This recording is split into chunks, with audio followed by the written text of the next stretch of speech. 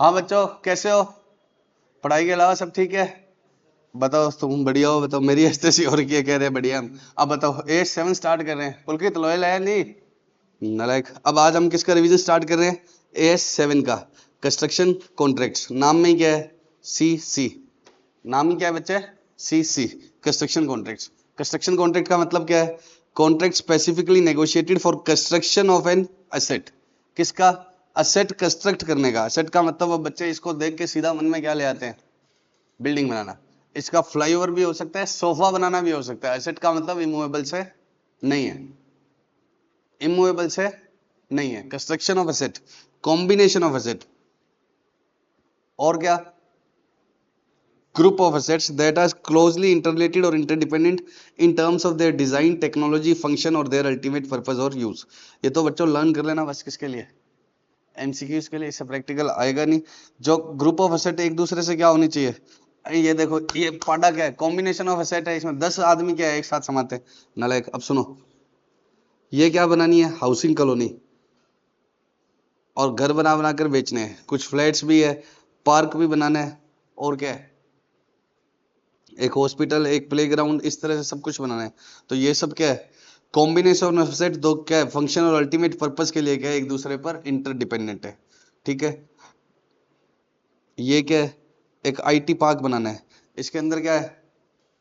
Infrastructure तो बनाने ही बनाने हैं, प्लस क्या है?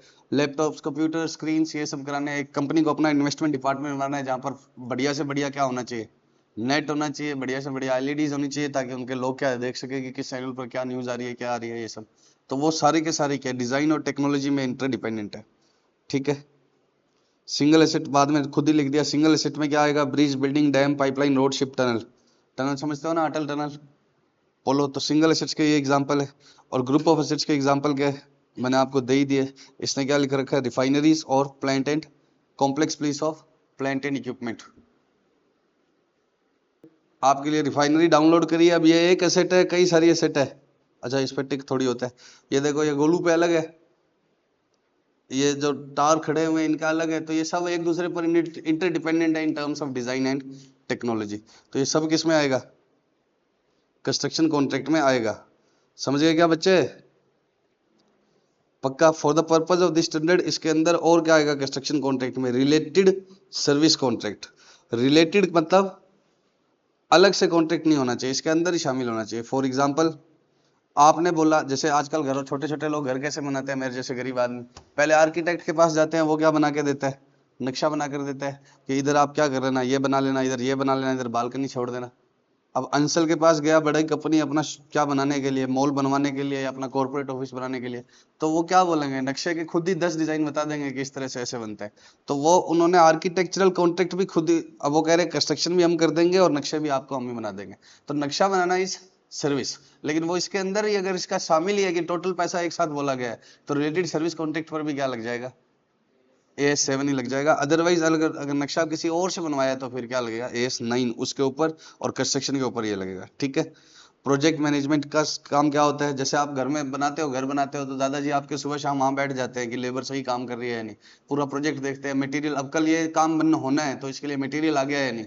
तो वो सब भी कंपनी वाले कहते हैं हम देख लेंगे, आप टेंशन फ्री हो जाओ, बस पैसा फेंक, तमाशा देख। तो सारा का सारा मैंने ही कर दिया। मैं इनसे लूंगा, आपके लिए पूरी रिफाइनरी बना लूंगा, प्लांट में खरीद लूंगा, ये मैं खरीद लूंगा, सब मैं खरीद लूंगा। तो वो सब किस में आएगा? कंस्ट्रक्शन कॉन्ट्रैक्ट में। वो सब किस में आएगा? कंस्ट्रक्शन कॉन्ट्रैक्ट में। रिलेटेड सर्विस कॉन्ट्रैक्ट अलग अलग, अगर वो सेपरेटली नहीं है, नक्शा इससे बनवाया मोटू से, और कंस्ट्रक्शन का काम इसको दिया कॉन्ट्रैक्टर को, तो क्या होगा? इस पर AS 9 लगेगा, इसका AS पर रेवेन्यू, इसका रेवेन्यू रिकॉर्ड करने के लिए, और इस पर क्या लगेगा? AS 7। कॉन्ट्रैक्ट फॉर डिस्ट्रक्शन और रिस्टोरेशन ऑफ एसेट। डिस्ट्रक्शन क्या होता है? तोड़ना। डिस्ट्रॉय करना मतलब तोड़ देना। जैसे MCD वाले क्या करते हैं? पहले निशान लगा के चले जाते हैं, या अवैध बिल्डिंग है, चलो इलीगल, और फिर वो दूसरे किसी को कॉन्ट्रैक्ट को ठेकेदार दे देते हैं, जहां जहां पर क्या है निशान लगे हैं वहां पर तोड़ मोड़ तोड़ आओ। तो उसको क्या बोलते हैं? कंस्ट्रक्शन में ही आएगा। ठीक है। या पुरानी मेरी बिल्डिंग है, उसको भी मुझे क्या करना है? पहले इस बिल्डिंग को क्या करूंगा? डिमोलिश करूंगा, फिर इस पर नहीं बनाऊंगा, तो डिमोलिश वाला भी इसमें ही आ जाएगा। Restoration of environment, restoration of asset और restoration of environment following the demolition of asset. अब आजकल क्या आपने सुना होगा कि एक मतलब कंट्रोल मैनर में एक्सप्लोड करते हैं और बम फोड़ के ही बिल्डिंग गिरा देते हैं ताकि कॉस्ट क्या हो जाए, कम। तो उसके बाद वहां पर क्या हुआ, एनवायरमेंट क्या करना पड़ेगा, रिस्टोर करना पड़ेगा। क्यों करना पड़ेगा रिस्टोर, धुआं और जो आया स्मोक आया उसको दूर करने के लिए। तो वो भी काम तुम्हारा ही है, तो वो सब किसके अंदर आ जाएंगे, कंस्ट्रक्शन में, अगर उन सबका एक ही पार्टी के साथ ठेका दिया है तो। अब construction contract combining separation last में पढ़ेंगे। टाइप्स ऑफ कंस्ट्रक्शन कॉन्ट्रैक्ट कितने तरह के होते हैं, कॉस्ट प्लस और फिक्स प्राइस। कॉस्ट प्लस और फिक्स प्राइस दो तरह के होते हैं। कॉस्ट प्लस में क्या होता है, जितनी मेरी कॉस्ट लगेगी उसके ऊपर क्या मिल जाएगा, फिक्स फीस या फिक्स परसेंटेज। जैसे आपने बोला, मैंने आपको फ्लाईओवर बनाने का कॉन्ट्रैक्ट दिया, आपने बोला कि जितनी कॉस्ट लगेगी उसमें 10% एक्स्ट्रा लेंगे, तो भी कॉस्ट प्लस है। जितनी कॉस्ट लगेगी उसमें 20 लाख एक्स्ट्रा लेंगे, तो भी क्या है, कॉस्ट प्लस। ठीक है। और फिक्स प्राइस क्या होता है, आपने बोला कॉस्ट वॉस्ट नहीं, हम पूरा कितना रुपया चार्ज करेंगे, 2 करोड़, तो वो क्या है, फिक्स प्राइस। अब कॉस्ट प्लस कहां करते हो आप कॉन्ट्रैक्टर हो, आप कॉस्ट प्लस कॉन्ट्रैक्ट कहां करते हो, जहां अनसर्टिनिटी रहती है। और फिक्स प्राइस कहां करते हो, जहां पर सर्टेन है। जैसे मैंने आपको मॉल बनाने का कॉन्ट्रैक्ट दिया, तो आप क्या बोलोगे कि मॉल बनाने में इतनी ईंटें लग जाएगी, ये सब सामान लग जाएगा, ये मटेरियल लग जाएगा, तो आपको आइडिया है, तो आप क्या कर लोगे, फिक्स प्राइस कि इतनी ईंटें लग जाएगी, ऐसे कर आगे ईंटें मतलब वृक्ष, इतनी कॉस्ट आएगी 50 लाख की, 20 लाख कमा लेते हैं, तो फिक्स प्राइस कितना कर दिया, 70 lakhs। बट अगर आपको सड़क बनाने का कॉन्ट्रैक्ट दिया तो आपको पहले इधर जगह खोदनी पड़ेगी। अब खोदते समय रोकी सरफेस आ गया, बहुत ज्यादा क्या होगी, कॉस्ट बढ़ गई आपकी, पथरीला सरफेस आ गया, ये मोटू जैसे बड़े बड़े भाटे आ गए, तो क्या होगा, हो गया क्या पाडे। तो इसके क्या है, आपको क्या है, पता ही नहीं है खुद को कितनी कॉस्ट पड़ी, जेसीबी से नहीं हिलता है। तो ये क्या है, अब 10-10 क्या है आपको करने पड़े, तो आपको आइडिया नहीं है, आपकी कॉस्ट बढ़ गई और आपने फिक्स प्राइस कॉन्ट्रैक्ट कर लिया, तो आप लॉस में चले जाओगे। तो जहां कॉस्ट के बारे में आइडिया नहीं लगता, अनसर्टेनिटी होती है, तब आप क्या करते हो, कॉस्ट प्लस। और जहां कॉस्ट के बारे में आइडिया लग जाता है, तब आप क्या करते हो, फिक्स प्राइस। अब कॉन्ट्रैक्ट रेवेन्यू और कॉन्ट्रैक्ट कॉस्ट, इनकी जरूरत पड़ेगी हमें किसमें, प्रैक्टिकल क्वेश्चन करते समय। कॉन्ट्रैक्ट रेवेन्यू का मतलब क्या है, आपने मेरे से फिक्स प्राइस कॉन्ट्रैक्ट में ये ज्यादा सारा क्या है चलेगा, क्योंकि कॉस्ट प्लस में तो क्या है, जैसे 10 लाख की कॉस्ट लगी, 20% ऊपर लेना है, तो आप रेवेन्यू कितना बुक कर दो, 12 लाख। 20 लाख लगी कॉस्ट प्लस कॉन्ट्रैक्ट में, 20% ऊपर लेना है, तो आप कितना कर दो, 24 लाख। तो मेन अब इस एस की अकाउंटिंग मेनली किस पर चलती है, फिक्स प्राइस पे। तो हमें समझना क्या है इसमें, फिक्स प्राइस कॉन्ट्रैक्ट्स की अकाउंटिंग कैसे होती है। कॉस्ट प्लस के भी है, एक दो लेडीज क्वेश्चन है वो हम कर लेंगे। कॉन्ट्रैक्ट रेवेन्यू में क्या आता है, initial amount of revenue. Initial amount का मतलब जो स्टार्टिंग में फिक्स प्राइस आपने कर लिया कितना, 5000 करोड़। वेरिएशन, वेरिएशन का मतलब क्या होता है, काम में क्या कर देना, चेंज कर देना। उसके अलावा क्लेम्स और इंसेंटिव्स ये भी आएंगे, अगर ये क्या है, प्रोबेबल है कि ये मिल जाएंगे, विल रिजल्ट इन रेवेन्यू और they are capable of being measured. अब बताता हूँ एक एक करके। कभी घर पे क्या है, इलेक्ट्रिसिटी वाला आ जाता है ना, मेरे घर पे लाइट चलेगी, मैं इमरजेंसी में बेचारे का हाथ जोड़ के लाया उसको कि क्या कर दे, तार वार ठीक कर दे ताकि रात को सोए तो सही, पंखा तो चला, एसी तो चला। अब मेरी मम्मी उधर से क्या लेके आ जाती है, एक जूसर लेकर आ जाती है कि इसको भी ठीक कर दो। बोलो, तो उसका काम बढ़ गया, तो वो पैसे लेगा या नहीं। तो अब आपने क्या बनाना था, बिल्डिंग बनवानी थी, इस तरह से करना था, बाद में आपके जचगी की गार्डन भी बनवा लिया जाए। तो पहले आपने बिल्डिंग ही बनवानी थी, बाद में आपके जचगी की पेंट भी करवा ले। तो वो फिर क्या होता है, वेरिएशन। काम में क्या कर देना, चेंज। तो ऑब्वियस सी बात है, सामने वाला क्या लेगा, पैसे एक्स्ट्रा लेगा। क्लेम्स का मतलब क्या होता है कि कोई भी एक्स्ट्रा खर्चा जो किसका लग गया, कॉन्ट्रैक्टर का, किसकी वजह से, कॉन्ट्रैक्टी की वजह से, तो वो कॉन्ट्रैक्टर किससे चार्ज करेगा, कॉन्ट्रैक्टी से। जैसे मैं अपनी लेबर लेके आ गया था साइट पे कि आज से काम शुरू करेंगे, और इधर से जिसने काम दिया था उसकी दादी मर गई, या उसके कोई शुभ मुहूर्त नहीं है, तो मैं कह रहा हूँ कि मेरे भाई साहब ये क्या लग गया, एक्स्ट्रा पैसे लग गए आज की कॉस्ट के, तो आपको रेवेन्यू बढ़ाना पड़ेगा। तो वो बढ़ा देता है, तो वो क्या होता है, क्लेम। इंसेंटिव्स क्या होता है, जनरली कॉन्ट्रैक्ट क्या नहीं होते, टाइमली पूरे नहीं होते, तो लोग क्या देते हैं, इंसेंटिव्स की। अब जैसे फ्लाईओवर बनते हैं, आपने देखा होगा 3 साल सोचते हैं, 5 साल लग जाते हैं, तो वो कॉन्ट्रैक्टर को क्या दिया जाता है, इंसेंटिव्स की। अगर आपने टाइमली पूरा कर दिया तो आपको 2-5 लाख रुपए एक्स्ट्रा देंगे। या इस क्वालिटी की चीज बना दी, वो रिफाइनरी जो देखी थी बढ़िया क्वालिटी की आ गई, इस तरह की आ गई, तो हम आपको कुछ रुपए एक्स्ट्रा देंगे, तो उनको क्या बोलते हैं, इंसेंटिव्स। अब मैं इसके साइट पर गया, इसने काम करने के लिए मुझे बुलाया था, मैं अपनी लेबर लेके गया, और इसने बाद में साइट ही खाली नहीं करी, या बोला आज काम नहीं करना, आज क्या है, मुहूर्त नहीं है, या नेताजी आएंगे उद्घाटन करना था, वो नेताजी टाइम से आए नहीं, तो आप शुरू नहीं करें। तो अब इसने बोल दिया कि जाओ, मैं अपना चला गया, और घर पे जाके सोच रहा हूँ कि रेवेन्यू बढ़ जाएगा। मानने से नहीं होगा, इसकी सर्टेनिटी हो जानी चाहिए कि क्या है, जो काम चेंज हुआ है या क्लेम्स की वजह से या इंसेंटिव्स की वजह से कि मुझे रेवेन्यू बढ़ेगा और मैं उसको मेजर भी कर सकता हूं कि बात भी होगी इतने मिलेंगे प्लस क्या है मिलेंगे इतने, तभी आपको क्या बुक करना है, बोलो, इनको इंक्लूड करना है। और इनिशियली एग्रीड अमाउंट तो पहले से क्या थी, तय थी पक्का। अब आपको रेवेन्यू कैसे बुक करना है, जितना जितना काम हो गया उसके परसेंटेज के हिसाब से, जितना जितना काम हो गया उसके परसेंटेज के हिसाब से। बोलो बच्चों कि जैसे आज अब ये देखो इसका अलग स्टैंडर्ड क्यों बनाया है, इसका अलग स्टैंडर्ड क्यों बनाया है, क्योंकि जनरली एक जैसे मैंने बोल तो दिया कि सोफा बनाने का कॉन्ट्रैक्ट भी इसमें आ जाएगा, लेकिन वो तो 1 साल में पूरा हो जाएगा। लेकिन फ्लाईओवर, ब्रिज, डैम, टनल इनको बनने में 5-5 साल लग जाते हैं। तो दिक्कत किसके आ रही थी, रेवेन्यू कैसे बुक करें, तो उसके हिसाब से बनाया। अब फर्नीचर पर आप लगाओगे ना तो भी इजी हो जाएगा कि पहले साल ही काम पूरा हो गया तो 100% रेवेन्यू क्या बुक कर दो पहले साल, भले ही वो इसमें कवर हो जाए। लेकिन अब हम किसका अपने माइंड में क्या सोचो, वो रिफाइनरी देखी थी ना आपने, उस तरह की एसेट है या क्या है, फ्लाईओवर बनाना है। तो सबसे पहला काम क्या होता है, स्टेज ऑफ कंप्लीशन निकाला। स्टेज ऑफ कंप्लीशन मतलब कितने परसेंट काम हो गया, तो वो सर्वे से आप जांच करवा सकते हो, वो बता देगा। या आप क्या कर सकते हो, फिजिकल प्रोपोर्शन देख सकते हो, और या फिर आप क्या देख सकते हो, कॉस्ट इनकर्ड। जैसे 100 रुपए की कॉस्ट लगी, टोटल कॉस्ट कितनी लगनी है 500, तो कितने परसेंट काम हो गया 20%। ये किसका एग्जांपल है, फर्स्ट का। सर्वेयर मतलब कॉस्ट के हिसाब से नहीं देखेंगे, क्योंकि हो सकता है कि आपने शुरू में क्या कर दिया हो, महंगे वाला काम पहले कर दिया हो, तो फिर क्या होता है, कौन सा देखते हैं कि तीसरी पार्टी से जांच करवा लेते हैं कि कितने परसेंट काम हो गया। तीसरा क्या, फिजिकल प्रोपोर्शन, कितना काम हो गया। ये काम ये तभी देख सकते हैं जब सारा काम एक जैसा हो। अब इसने एग्जाम्पल खुद ही दे रखा है कि क्या है, किसके लिए कौन सा करते हैं। तो सर्वे वाला तो जनरली किस में होता है, गवर्नमेंट प्रोजेक्ट्स में होता है, ठीक है। कॉस्ट प्लस क्या होता है, बिल्डिंग मशीनरी इक्विपमेंट इन सब में होता है। और stage of completion physical proportion वाला हम कब करते हैं, जनरली जब काम एक जैसा हो। जैसे 1000 स्क्वायर फीट की सड़क बनानी है जिसमें से 300 स्क्वायर फीट की बन गई, तो काम एक जैसा ही है।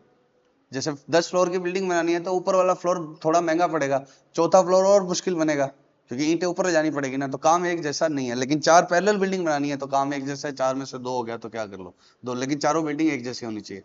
तो आपको वो तो क्वेश्चन दे देगा एग्जाम में कि कैसे करना है, लेकिन ये 3 तरीके से आप पहले क्या निकालो कि कितने परसेंट काम हो गया, या तो सर्वे वाला, या फिजिकल काम कितना हो गया, कितने परसेंट काम हो गया, और या फिर कॉस्ट इनकर्ड से। और जितनी बार एग्जाम में क्वेश्चन आया सिर्फ कौन सा आया, कॉस्ट इनकर्ड से। अब इसका सबसे पहले ही हम भिड़ते हैं, क्या कर लेते हैं, बढ़िया क्वेश्चन कर लेते हैं जिसमें सारा चैप्टर क्या हो जाए कवर। स्टडी मटेरियल का TYK का क्वेश्चन 9 है 8.28।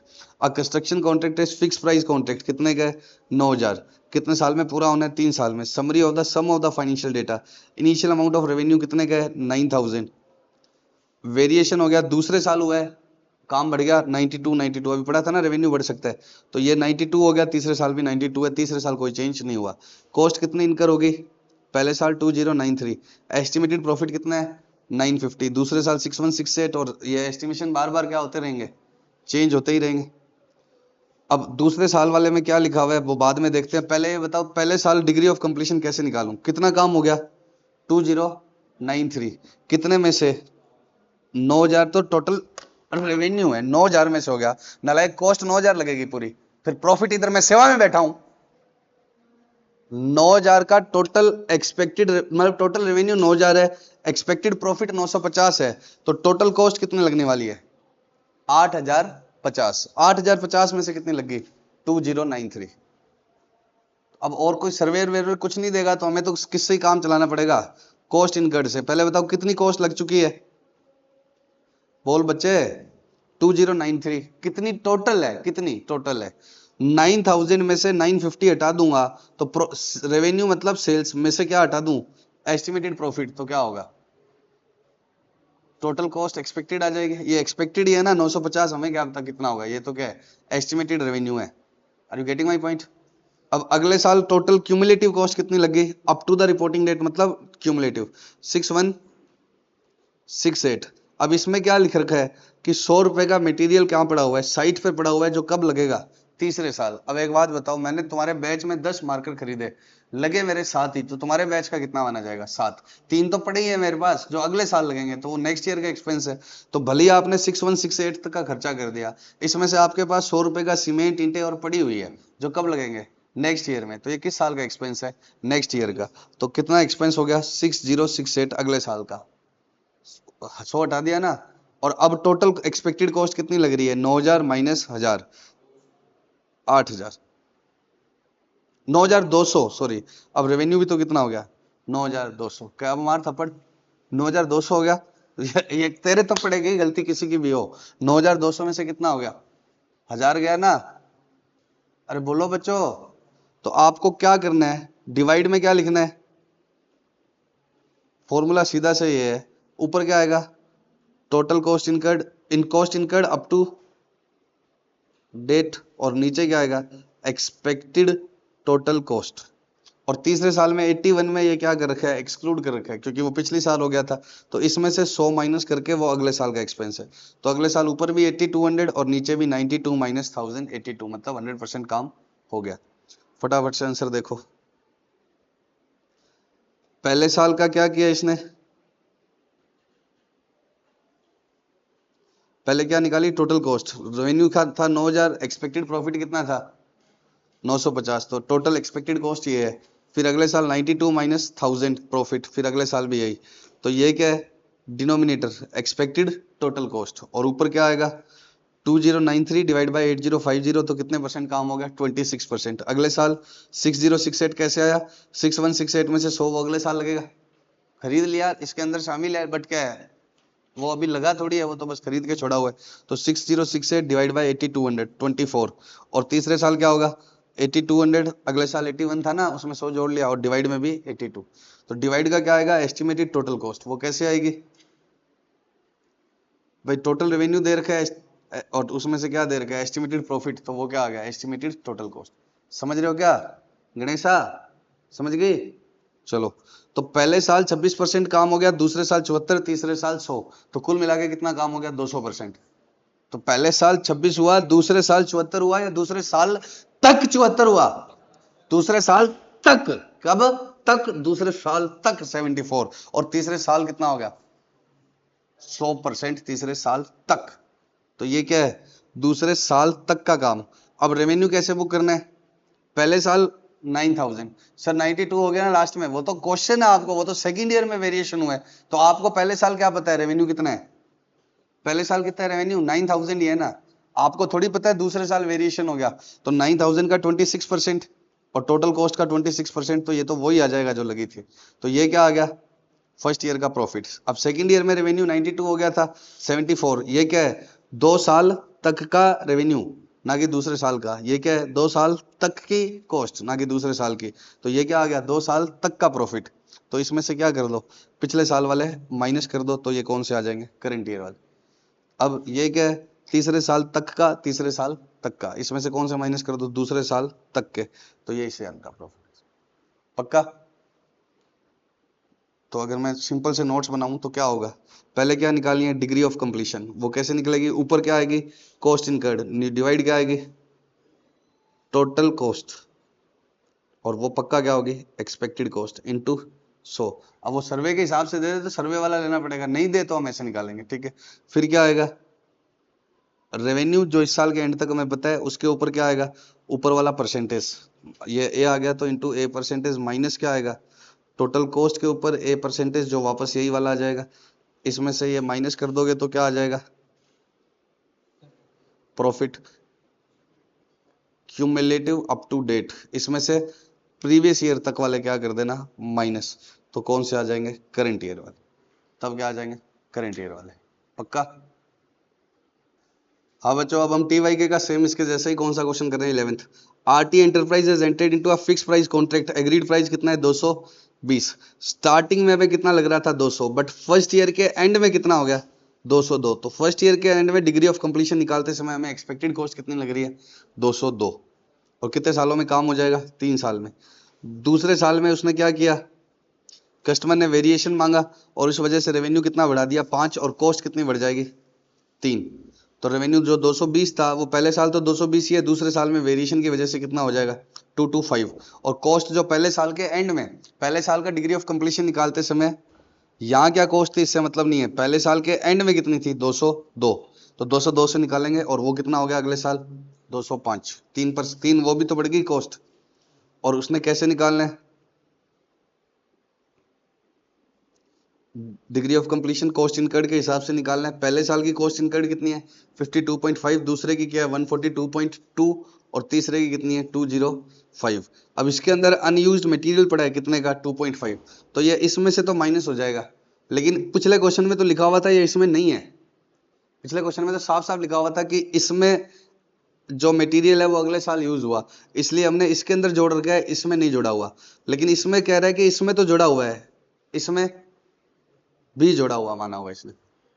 पिछला क्वेश्चन था ना, उसमें तो क्या लिखा हुआ था 6168 के अंदर इंक्लूड है, तो 8100 के अंदर इंक्लूड नहीं है।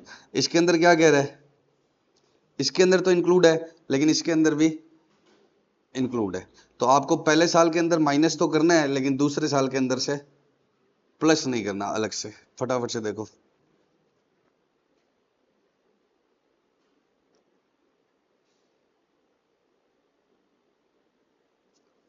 पहले साल स्टेज ऑफ कंप्लीशन क्या निकाली, वही कॉस्ट। दूसरे साल वाले में क्या करी, न्यूमरेटर में माइनस करी, बट तीसरे साल में माइनस नहीं करी। क्यों नहीं करी, क्योंकि वो कही नहीं रहा कि तीसरे साल वाले में क्या है, तीसरे वाले ने प्लस नहीं करी, वो कहीं नहीं रखा कि एक्सक्लूडेड है, तो इसके अंदर ऑलरेडी है। डिवाइड में पहले साल के एंड का एस्टिमेशन दूसरे साल के एंड का एस्टिमेशन कैसे किया, उसने बोला था ना वेरिएशन होने की वजह से कॉस्ट भी 3 बढ़ जाएगी, और तीसरे साल 205।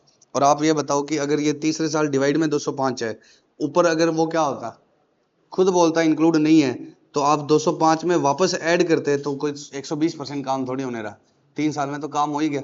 तो वैसे भी इंडिकेशन है कि क्या है, इसके अंदर इंक्लूड ऑलरेडी है, इसके अंदर ऑलरेडी क्या है इंक्लूड।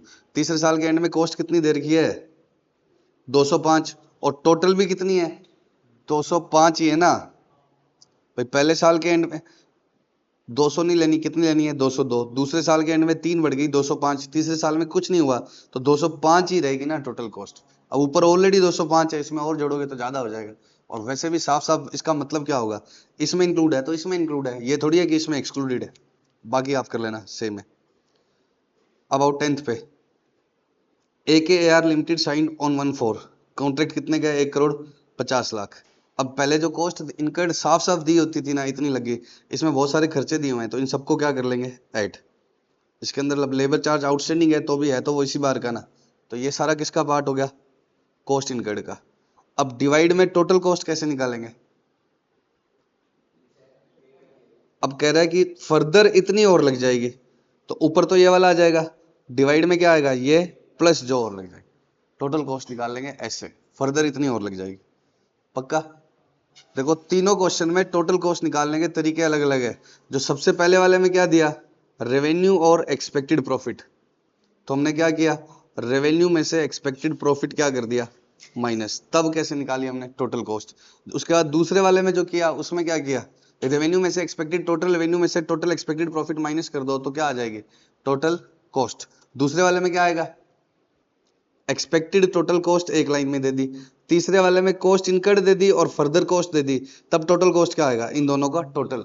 यहां इसमें से माइनस किया था, यहां ये क्या आएगा इन दोनों का टोटल।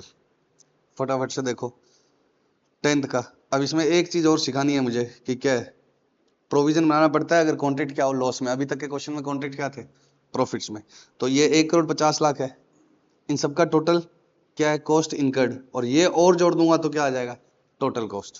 फटाफट से देखो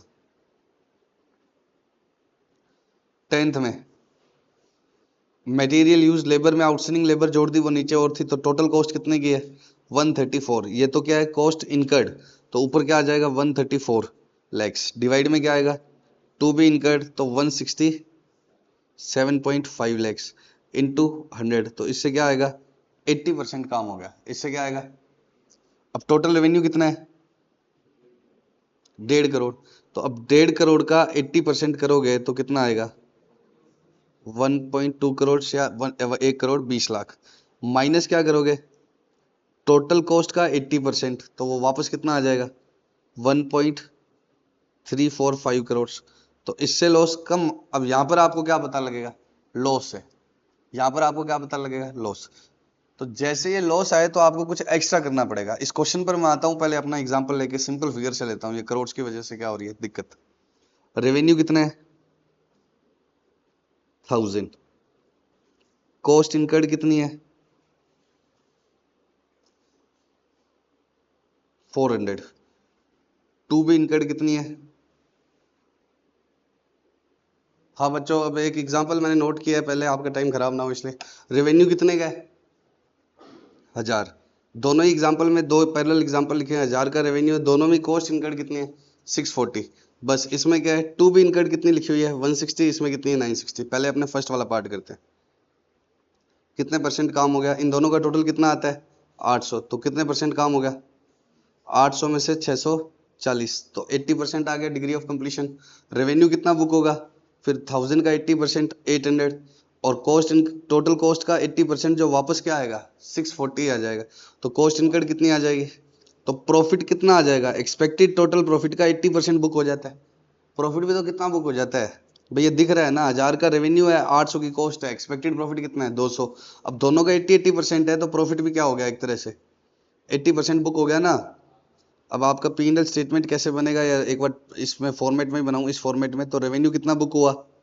800। और कॉस्ट इनकर्ड कितनी है आपकी? इसकी एंट्री क्या डल चुकी है? Expense to cash 640। तो प्रॉफिट कितना बुक हो गया? 160। ये टोटल प्रॉफिट का 80% बुक हो गया। बट यही अगर लॉस हो जाए 1000 और 1600, तो दिख रहा है ना लॉस ये।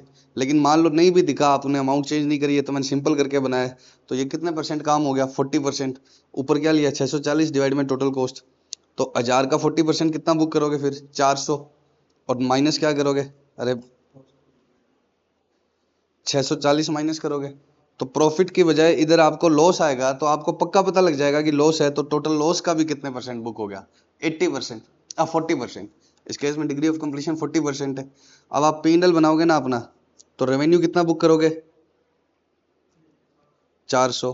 कॉस्ट कितनी बुक करोगे? 640। तो अभी आपका लॉस कितना आ रहा है?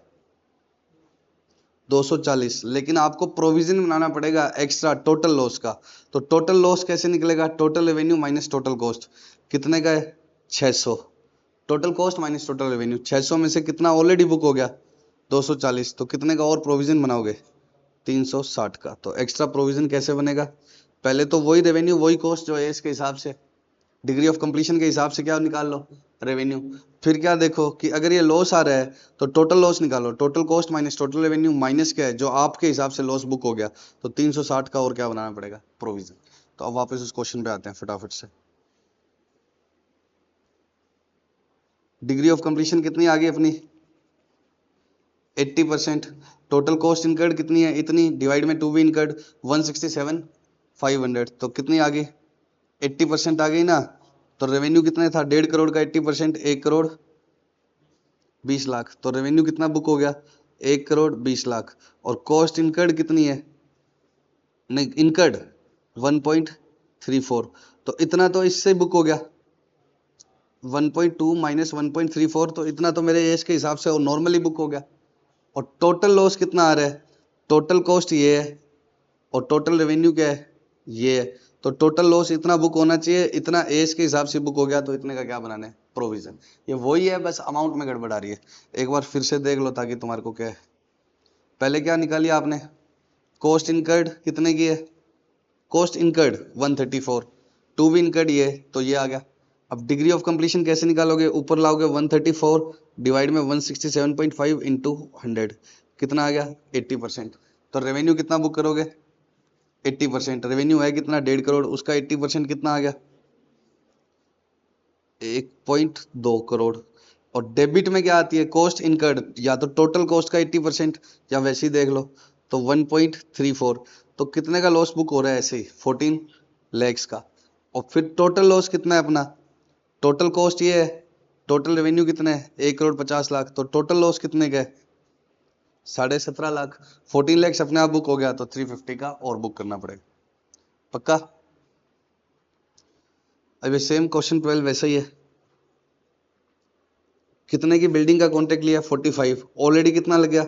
32.5। आगे और कितना लग जाएगा? 15.10। तो जैसे आप 32.5 और डिवाइड में 32.5 प्लस 15.10 करोगे, तो डिग्री ऑफ कंप्लीशन आ जाएगी। उस पे 47 पे वो रिप्लाई करोगे, लेकिन यहाँ ये लॉस आ रहा है देखो टोटल। तो इसमें सेम वैसे ही बनाना पड़ेगा आपको, ठीक है? कर लोगे ना एडिट? तो उसके जैसा ही है क्या? हाँ बच्चों, अब ये स्टडी मटेरियल के क्वेश्चन करने हैं। कौन से? वो तो थे टीवाई के। इलिस्ट्रेशन 7 बिल्कुल किसके जैसा है? लॉस वाले के।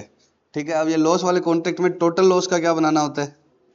तो अमाउंट ऑफ जो प्रोविजन बनाना होता है ना, वो किसके हिसाब से होता है? पैरा 35।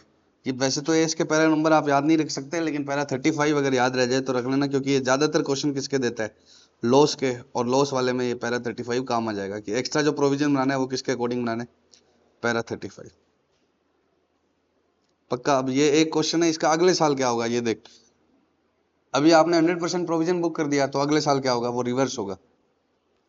600 का प्राइस है, कॉस्ट इनकर्ड और टू बी इनकर्ड का टोटल कितना आएगा? 390 डिवाइड बाय 390 प्लस 650, तो कितना काम हो गया? 60%। तो रेवेन्यू कितना बुक होगा? 600 का 60% कितना बुक कर दिया इसने? 360। और कॉस्ट इनकर्ड कितनी है पहले साल? 390। या टोटल कॉस्ट का 60% भी करोगे तो भी क्या आएगा वापस? 390। तो रेवेन्यू बुक हो गया 390। तो इसी से कितना लॉस बुक हो गया? 30। इसी से कितना लॉस बुक हो गया? 30। और करना कितना है हमने? इन दोनों का टोटल कितना है? 990। Sorry sorry sorry, cost. पहले तो बताओ डिग्री ऑफ कंप्लीशन कैसे आएगा? 390 प्लस 260 आएगा। कुछ गलत बोल दिया हो तो चेक कर लेना, ठीक है? अभी तक वही है। अब बताओ टोटल कॉस्ट कितनी है? 300, 200, 500 और 650। और रेवेन्यू कितना है? 600। अब एएस के हिसाब से जो रेवेन्यू बुक करते हैं उसी से कितना बुक हो गया? 30। तो ये 20 का और बना दिया। तो आपने तो टोटल का टोटल लॉस ही क्या कर दिया? फर्स्ट ईयर में ही बुक कर दिया। अब नेक्स्ट ईयर में आप क्या करोगे? बचा हुआ 40% रेवेन्यू बुक करोगे। तो 600 का 40% बचा हुआ 60% हुआ गया ना पहले साल। तो 240 का रेवेन्यू बुक करोगे और बची हुई कॉस्ट अगले साल में आएगी 260। तो अगले साल फिर से क्या बुक हो जाएगा? लॉस। जबकि आपने तो पूरा लॉस कब बुक कर लिया। तो ये जो प्रोविजन बना लिया ना, अगले वाले सालों का लॉस पहले ही आ गया, वो अगले साल आपको क्या करना पड़ेगा? रिवर्स। तो अगले साल का पूछ ले तो क्या करना? अगले साल का रेवेन्यू, अगले साल की कॉस्ट, और जो ये पुराना प्रोविजन था वो क्या करना पड़ेगा? रिवर्स। पक्का? हाँ बच्चों, अब ये एक क्वेश्चन है इलिस्ट्रेशन 2। ये क्या कहता है? रेवेन्यू की अमाउंट कैसे आएगी? अभी तक मैंने आपको क्या बोला? रेवेन्यू सीधा दिया था 9000, अगले साल 200 बढ़ गया 9200। अभी कह रहे रेवेन्यू खुद निकालो। तो इनिशियली फिक्स प्राइस कितना था? 5 crore. Material cost escalation to the extent of 20% in increase in material cost. Cost escalation का मतलब क्या होता है? अगर कोई इनपुट के रेट बढ़ गए, कॉन्ट्रैक्टर कहता है अगर सीमेंट महंगी होगी, ईंटें महंगी होगी या लेबर महंगी होगी, तो मैं आपसे क्या लूंगा? कुछ एक्स्ट्रा पैसे लूंगा। तो वो कितना है? 20% ऑफ इंक्रीज। जितनी इंक्रीज होगी उसका 20% मैं आपसे और लूंगा। लेबर एस्केलेशन क्लोज के 30% of increase in minimum wages. ठीक है। इन केस एबीसी लिमिटेड ने 2 साल से 10 साल और 10 महीनों से कम में काम कर दिया तो इंसेंटिव मिलेगा कितने का? 50 लाख। और डिले कर दिया 3 साल और 2 महीने से तो क्या होगा? पेनल्टी लगेगी कितनी? 20 लाख। पक्का? और स्टार्टिंग में ही हमें ये पता है कि रीजन टू बिलीव है हमारे पास कि हम कितने में कम देंगे? 2 साल 8 महीनों में। और एक्चुअली ये काम कब हुआ? 2 साल 9 महीने में। तो 2 साल 10 महीने में होना था ना। लेबर कॉस्ट ओरिजिनली कितनी थी? 1.2 करोड़। ये मिनिमम वेजेस के हिसाब से ही थे, लेकिन बाद में कितनी इंक्रीज बढ़ गई? इंक्रीज हो गई 25%। मटेरियल कॉस्ट कितना बढ़ गया? 40% due to short supply. Total increase in material cost due to 40% escalation is 80 lakhs. You are required to suggest the contract revenue in the above case. और ये एक और क्या कह रहे हैं? 2002 में अगले साल उसने रिक्वेस्ट कर दी कि क्या एडिशनल फ्लोर बनाओ, वेरिएशन कर दिया काम में और कितने रुपए बढ़ा दिए? 1 करोड़। और 20 लाख लोकल अथॉरिटी से क्या की? अप्रूवल मुझे लेनी पड़ी, तो वो मैं तुमसे क्लेम करूंगा। तो इसमें क्लेम भी है, इंसेंटिव्स भी है, क्या है? सब है, वेरिएशन इन वर्क भी है। तो अब आप बताओ, सबसे पहले रेवेन्यू टोटल जो 9,000 जो क्वेश्चन में दिया होता था ना रेवेन्यू, वो कह रहे खुद निकाल के बताओ। तो सबसे पहले तो ये बताओ कि इनिशियल एग्रीड अमाउंट कितनी है? 5। ये तो बिल्कुल एग्रीड है कि ये 5 करोड़ तो मिलना ही मिलना है। ये रेवेन्यू है। इंसेंटिव्स क्या? अर्ली कंप्लीशन का कितना मिलना था? 50 लाख। तो ये मुझे हर कॉन्ट्रैक्ट के हिसाब से देखना होगा कि मिल पाएगा या नहीं। तो ये कह रहा है कि रीजन टू बिलीव है कि हम इतने टाइम में कर देंगे, 8 महीने में कर देंगे, और कर भी दिया आगे 9 महीने तक। तो 2 साल और 10 महीने में करना था। तो अगर आप श्योर है कि ये मिल जाएगा तभी आप इसको बुक करेंगे। ठीक है, ये तो पक्का एग्रीड ही है। ये क्या आपके पास क्या है? और हर कॉन्ट्रैक्ट को अलग अलग देखा जाता है, ऐसे नहीं है कि पास्ट में कर दिया तो आगे भी हो जाएगा। ठीक है, आप फाउंडेशन पास हो गए तो इंटर भी जरूरी नहीं है ना, फर्स्ट अटेम्प्ट पे वही जाओगे। तो इस बार देखा जाएगा इसको वापस अलग से, वैसे ही कि काम पूरा कर पाएंगे या नहीं। 0.5 हो गया। अब मटेरियल कॉस्ट कितने की है? कितने की बढ़ जाएगी? जितनी भी बढ़ जाएगी उसका 20% ऑफ इंक्रीज, जितनी बढ़ेगी उसका 20% मैं क्या करूंगा, क्लेम करूंगा। और इसने बोला है कि मटेरियल कॉस्ट 40% बढ़ के 80 लाख है। Total increase in material cost is 80 lakhs. ये क्या है, इंक्रीज वाला पार्ट है, इंक्रीज वाला पार्ट है। अगर मटेरियल कॉस्ट पहले क्या समझी हुई थी एक्स, तो एक्स का 40% कितना है, 80 लाख। तो ये अपने आप में बढ़ी हुई पार्ट है, ये अपने आप में क्या है, बढ़ा हुआ। समझ रहे हो क्या? तो ये 80 लैक्स अपने आप में क्या है, बढ़ा हुआ 40% है। और मुझे क्लेम कितने की मिलेगी, 40 की या 20 की? तो ये 80 लैक्स अपने आप में बढ़ा हुआ पार्ट है। तो बढ़ा हुआ कितना है, 40%, जो अपने आप में कितना है, 80।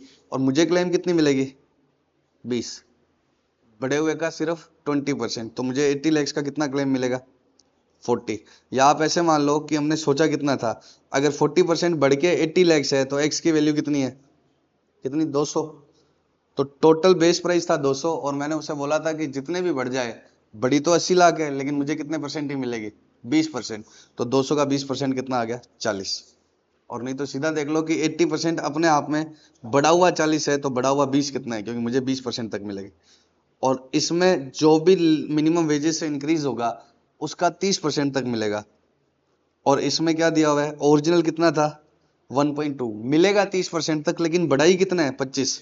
यहाँ ये ओरिजिनल ही दिया हुआ है, ये बढ़ा हुआ नहीं दिया हुआ, ये ओरिजिनल है। और वो कितना बढ़ा, 25।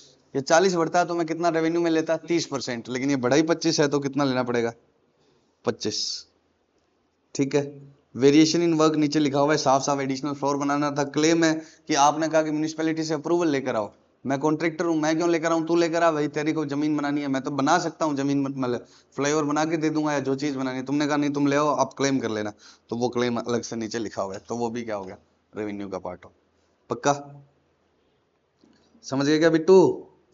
और बिट्टू सो गया क्या, बिट्टू को छेड़ो ना तो बिट्टू सो जाते। इलिस्ट्रेशन 3 पर आ, बोलो। लैपटॉप के अंदर से पार निकलेगा उस साइड में से। Illustration 3, x limited commence the construction contract on 1/4/21। Fix price कितने का है, 2 लाख। पहाड़ा तंग हो जाता है, ऐसे हो रहा है कभी ऐसे हो रहा है। फिक्स प्राइस कितने का है, 2 लाख। कॉस्ट इनकर्ड कितने की है, 81 लैक्स। 45% वर्क, अब कह रहा है 45% वर्क हो गया तो हो गया। अब आप अपने आप मत निकालना, 81 डिवाइड बाई टोटल। इसने सर्वे वर्वे वाला मेथड लगा के क्या बता दिया है, 45%। तो रेवेन्यू कितना बुक हो जाएगा, 2 लाख का 45%, और कॉस्ट कितनी है, 81। और उसके अगेंस्ट अभी उसने मुझे पेमेंट कितनी दे दी है कस्टमर ने, 79। तो पहले बताओ रेवेन्यू कितना बुक होगा, 2 लाख का 45, 90। कॉस्ट इनकर्ड आ गई, ये प्रॉफिट आ गया। अब मेरे को रेवेन्यू इतना बुक करना है तो मैं एंट्री क्या डाल देता हूँ, डेटर्स टू सेल्स। तो डेटर कितने का बढ़ गया, 90 का। उसमें से उसने कितने दे दिए, 79। तो डेटर कितना रह गया, 11। तो ये डेटर ने इतने दे दिए, डेटर बनाया कितने का, समझ गए क्या? अब अगले साल ये काम पूरा हो गया तो 200 का कितने परसेंट, 55%। और अगली बार की कॉस्ट इनकर्ड कितनी दे रखी है, 89। काम पूरा हो गया तो अगली बार की कॉस्ट इनकर्ड ये क्या आ गया, प्रॉफिट।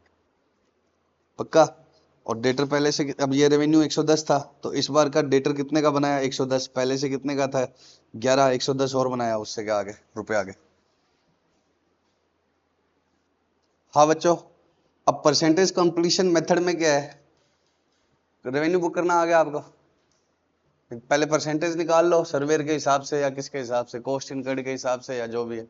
अब ये कह रहा है कि ये जो अकाउंटिंग ट्रीटमेंट है ये तभी करना है जब क्या है, ये शर्तें पूरी हो जाए। और इन शर्तों के लिए क्या बोलता है, outcome of fix price contract can be estimated reliably. तो ये कह रहा है कि मेथड तभी लगाना जब आउटकम क्या है, एस्टिमेट हो सके। शुड नॉट बी यूज्ड, कब नहीं करना यूज, जब ये एस्टिमेट ना हो सके। It is unless it is possible. पक्का? तो अगर आउटकम पता लग जाए तभी ये मेथड लगाना। और आउटकम कब लगाता है, जब ये सारी शर्तें एक साथ क्या हो जाए, पूरी, कि रेवेन्यू पता लग सके और जो भी प्रोबेबल बेनिफिट्स है वो मुझे आ जाएंगे। जैसे रेवेन्यू तो पता है लेकिन गवर्नमेंट का ठेका है, मुझे पैसे आने के चांसेस नहीं है, तो वो प्रोबेबल प्रोबेबल बेनिफिट मुझे नहीं आएंगे। रेवेन्यू पता नहीं लग रहा, कितना इंसेंटिव होगा, बात है नहीं हो रही, तो आप वैसे भी परसेंटेज किसको लगाएंगे, डिग्री ऑफ कंप्लीशन तो निकाल ली, रेवेन्यू से तो मल्टीप्लाई करते हैं, तो वो नहीं पता लग रहा। कॉस्ट इनकर्ड आपको पता हो और टू बी इनकर्ड भी क्या हो पता हो, स्टेज ऑफ कंप्लीशन भी क्या हो पता हो। तो ये सब बातें क्या है, मैथमेटिकल फिगर क्या है, पता होनी चाहिए।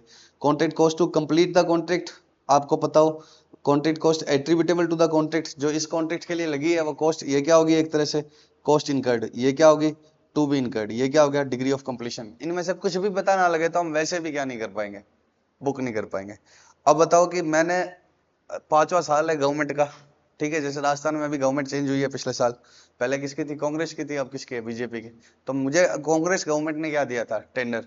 अब जब गवर्नमेंट बदलती है तो वो क्या कर देती है, फिर पुराने वालों की कोई कमी कुमी निकाल के क्या कर देती है, उनको डिलिस्ट भी कर देती है और अपने वालों को देती है, वो कोई से भी गवर्नमेंट हो।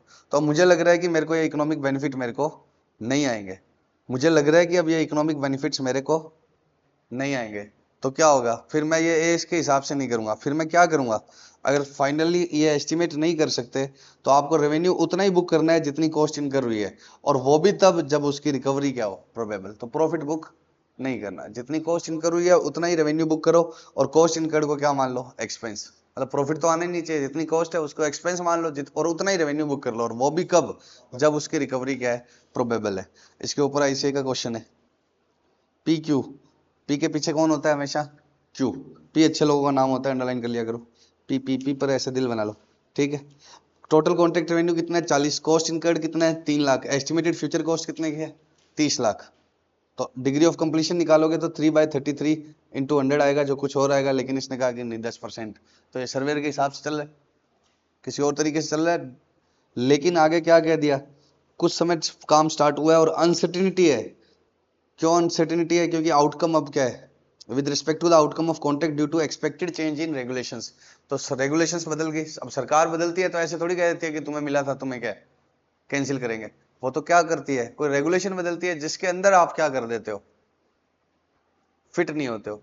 जैसे इसको ठेका दिया हुआ था कांग्रेस ने, अब मैं बीजेपी वाला आया, मैंने, या कोई भी दूसरी गवर्नमेंट वाला आया, बीजेपी कांग्रेस में नहीं जाना है, मैं दूसरे वाला आया और मैंने इसको क्या बोला कि अब से ये कॉन्ट्रैक्ट उन्हीं को ही मिलेंगे जिनके पास 50 के क्रेन है खुद की। अब इसके पास 40 थी, मुझे पता है, अब ऐसे थोड़ी कह दूं कि तू कांग्रेस वाला है तेरे को हटाऊंगा, कोई बहाना बना के छोड़ना पड़ता है। तो ये रेगुलेशन चेंज कर दिया मैंने, जिससे इसका अब आउटकम क्या है, अनसर्टेन हो गया। तो अब इसको रेवेन्यू कितना बुक करना है, कॉस्ट इनकर्ड तक का, वो भी उसकी रिकवरी अगर प्रोबेबल हो। पीक्यू क्या है, उसको लग रहा है कि सरकार नई वाली क्या है फेवरेबल तो नहीं है, लेकिन उतने तो दे ही देगी जितने लगे हैं। तो रेवेन्यू भी कितना बुक करना है 3 लाख, और कॉस्ट भी कितनी करनी है 3 लाख। पक्का समझ गए क्या। अब पहले हमें लग रहा था पैसे आ जाएंगे, लेकिन बाद में लगा कि नहीं आएंगे, तो हम तो रेवेन्यू ऑलरेडी बुक कर चुके होंगे ना।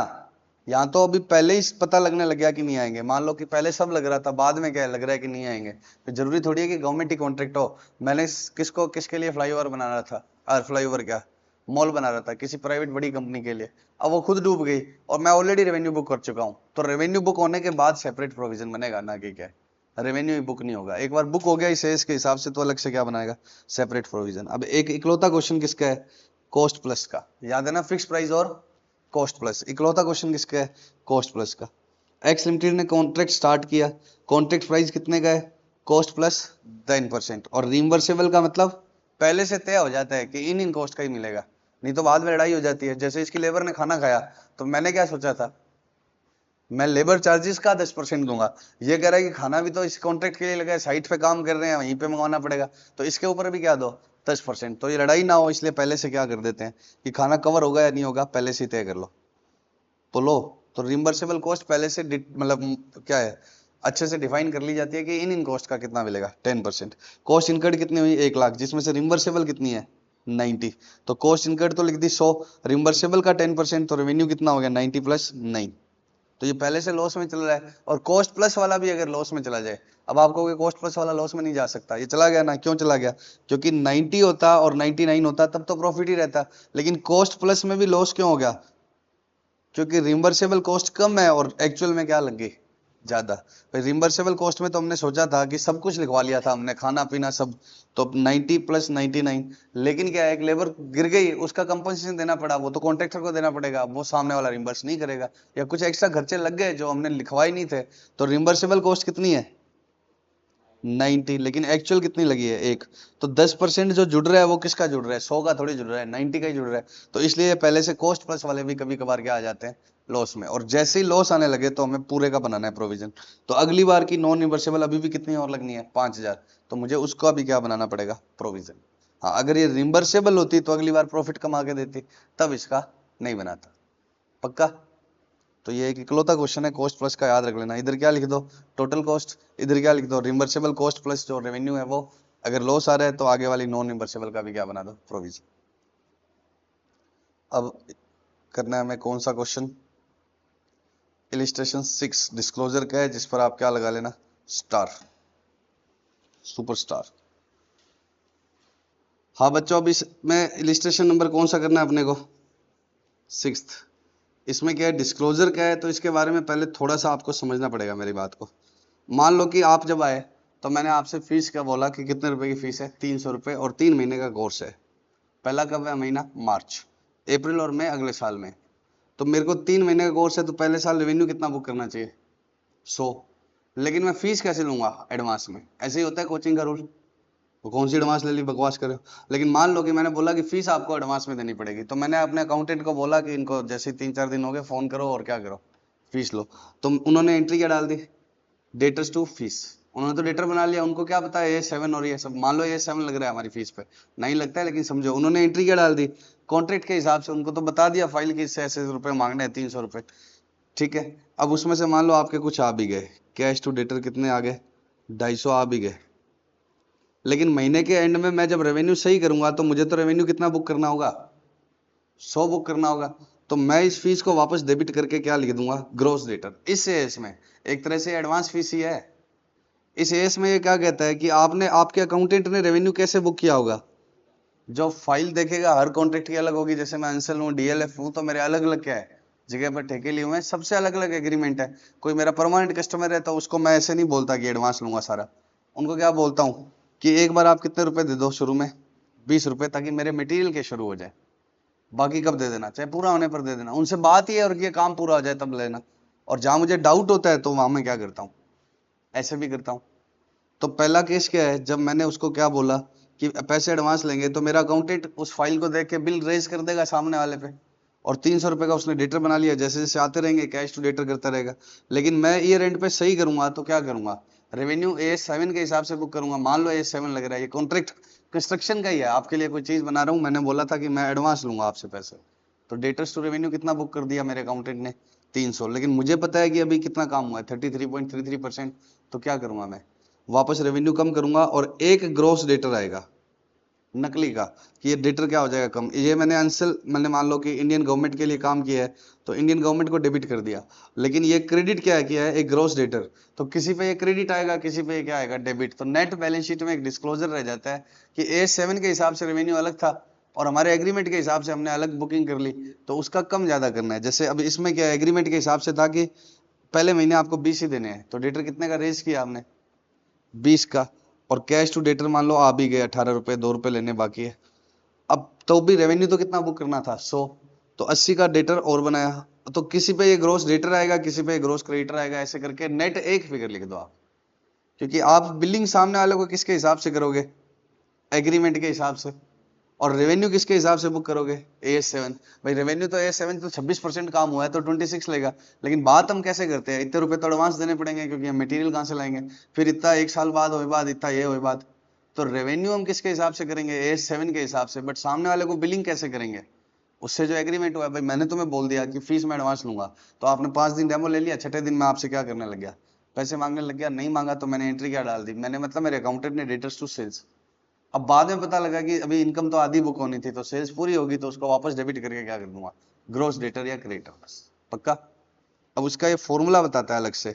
अब एक एग्जांपल लेते हैं, रेवेन्यू कितना था, 700। कॉस्ट इनकर्ड और टू बी इनकर्ड कितनी थी, बोलो। तो 80% काम हो गया, ये समझ में आ गया, बोलो ना बच्चे। 80% काम हो गया, तो रेवेन्यू तो कितना बुक होगा, 700 का 80%। लेकिन मेरा एग्रीमेंट क्या बोलता था कि मैं आपसे अभी इस साल के एंड तक आपको आधे रुपए देने हैं। तो मैंने आपको बिलिंग कितने की करी है, प्रोग्रेसिव बिलिंग या डेटर्स टू सेल्स कितने की, 350। अब रेवेन्यू बनाना कितने है, तो कितने का और मेरे को एंट्री डालनी पड़ेगी। भाई मैंने तो डेटर टू सेल्स कितने की डाली हुई है, 350, या डेटर टू रेवेन्यू कितने की डाली हुई है, तो कितने की और डालनी पड़ेगी। कैसे निकालोगे 210, 560 माइनस 300, 50। तो 560 का एक फॉर्मूला बताता है यस, क्या बताता है? Cost incurred plus recognised profit. ये याद रख लेना बस आप, cost incurred plus recognised profit, जो क्या हो गया, जो रेवेन्यू A7 के हिसाब से है या लॉस है तो माइनस हो जाएगा, और उसमें से क्या माइनस कर देता है? प्रोग्रेसिव बिलिंग, जिसको भी दो पार्ट में लिखता है। प्रोग्रेसिव बिलिंग 350 है, उसमें से मिल कितनी गई? 200, और अभी लेने कितने बाकी है? 150। तो उसको क्या बोलते हैं? माइनस प्रोग्रेसिव बिलिंग बोल दो या तो, और या फिर क्या बोलो, प्रोग्रेसिव बिलिंग में से इतनी प्रोग्रेसिव पेमेंट रिसीव्ड और इतनी टू बी रिसीव्ड।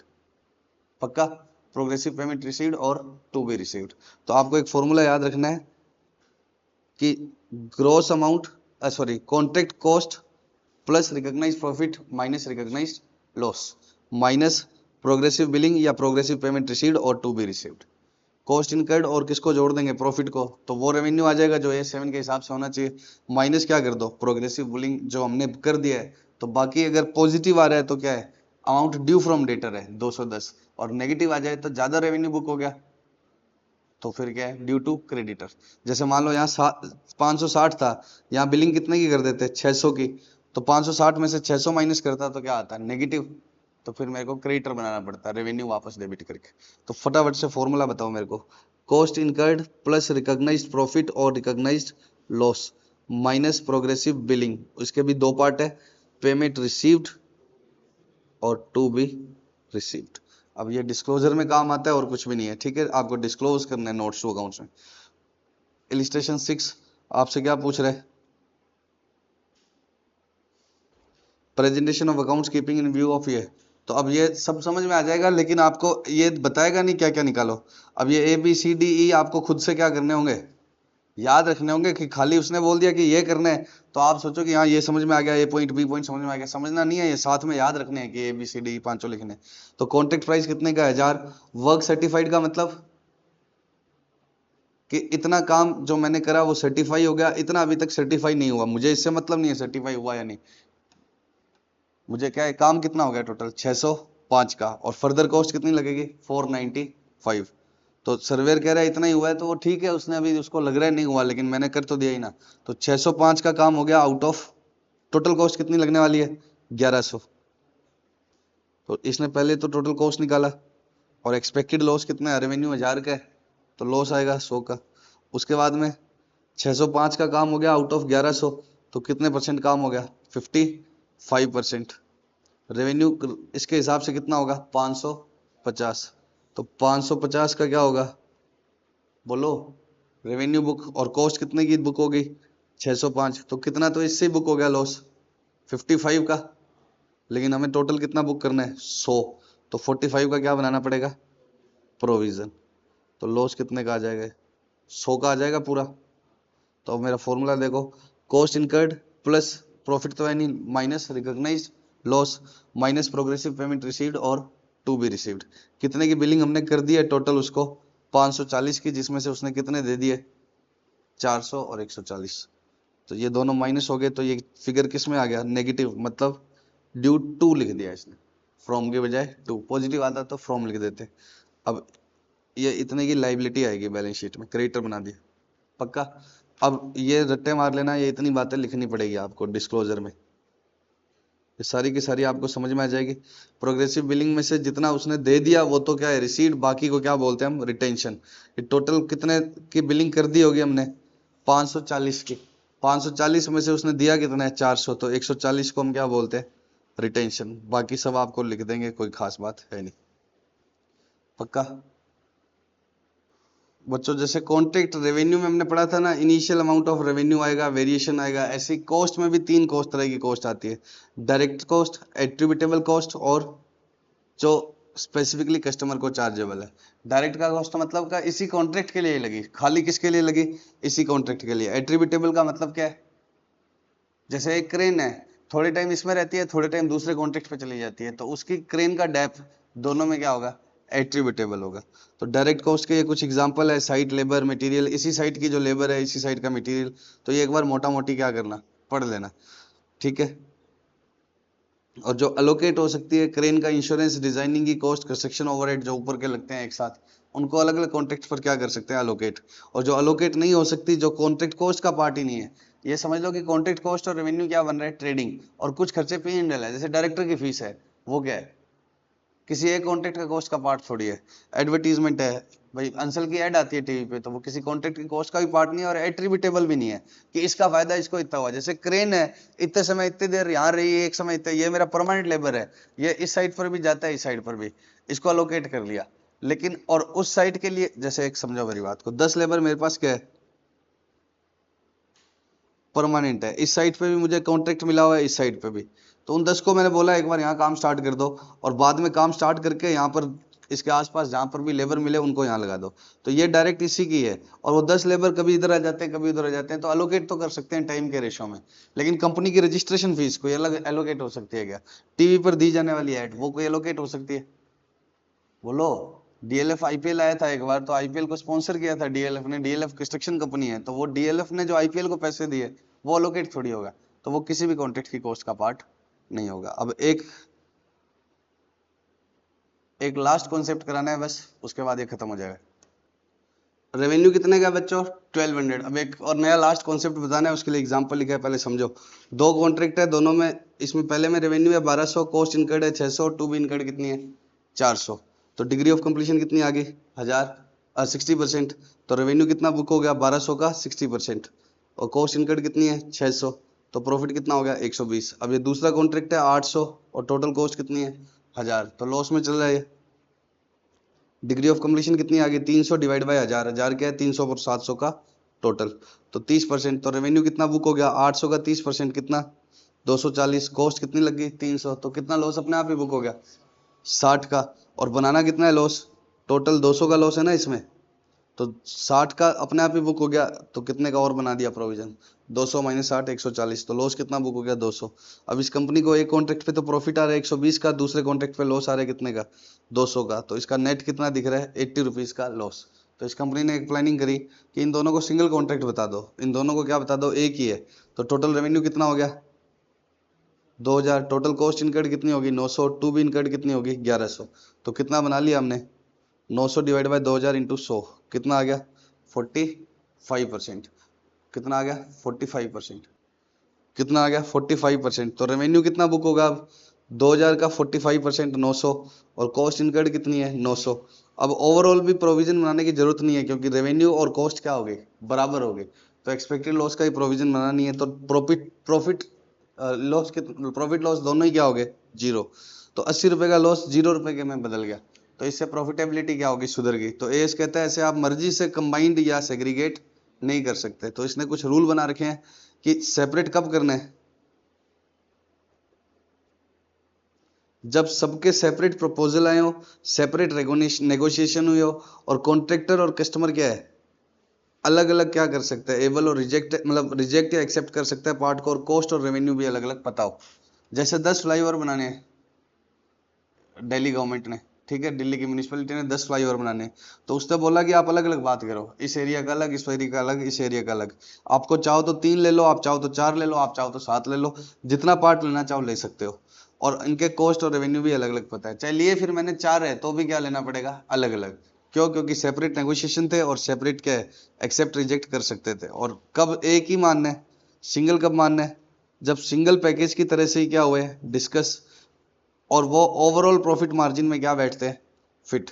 कि पहले वाला काम मैंने जैसे सस्ता, देखो मेरे पास ये काम है, पहले कॉन्ट्रैक्ट में 200 रुपए का लॉस लग रहा है, लेकिन दूसरे में 500 का क्या हो गया? प्रॉफिट हो जाएगा, इसलिए मैंने साथ में ले लिए। तो उनका ओवरऑल मार्जिन देख रहा हूँ कि मुझे बच जाएंगे, मैं अलग अलग देख ही नहीं रहा, ठीक है। और ये कॉन्करेंटली और कंटिन्यूस सीक्वेंस में होंगे, तब इनको क्या करना है? बोलो। एक मानना है। कॉन्करेंटली का मतलब साथ साथ, जैसे इधर इधर बिल्डिंग बनानी है, इधर पार्क बनाना है, तो मुझे लग रहा है कि बिल्डिंग में क्या है? बहुत सारे बिल्डर मिल जाएंगे तो लॉस में ही ले लेता हूँ, लेकिन पार्क वाले में क्या होगा? प्रॉफिट कमा लूंगा। तो मैंने इसको ओवरऑल प्रोजेक्ट को सिंगल पैकेज की तरह से देखा था। अब बिल्डिंग और पार्क, इधर से कुछ लोग पार्क पे लग जाएंगे बनाने में, इधर कुछ लोग बिल्डिंग में बनाने लग जाएंगे, तो ये क्या है? कॉन्करेंटली। और कॉन्टिन्यूस सीक्वेंस का मतलब पहले ये बनेगा, तो इससे कोई फर्क नहीं पड़ता, लेकिन ओवरऑल मार्जिन मैंने देखा था उसका, और सिंगल तरीके से ही क्या हुआ था? नेगोशिएट हुआ था। नेगोशिएट ही कैसे हुआ था? सिंगल पैकेज के जैसे। ऐसे नहीं है कि 4 फ्लाईओवर बना लो, 4 मत बनाओ, सारा लेना पड़ेगा या सारा नहीं। तो तब क्या मानना है? सिंगल।